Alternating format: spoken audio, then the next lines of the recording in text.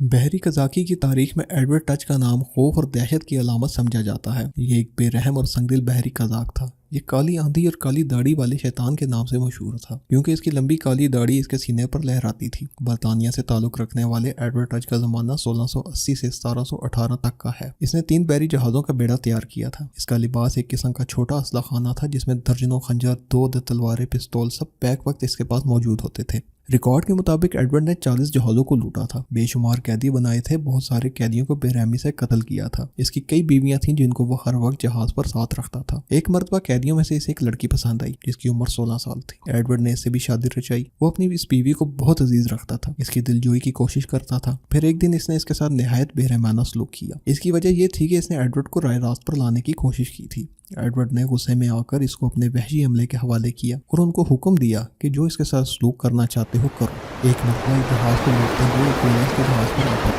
جس سے آگ لگ کے اس کی گاڑی بری طرح گھس گئی اور خود بھی زخمی ہو کر بے ہوش ہو گیا۔ اسی حالت میں گرفتار ہوا۔ اس کا سر کاٹ کر کوئی جگہ پر لٹکایا گیا تھا۔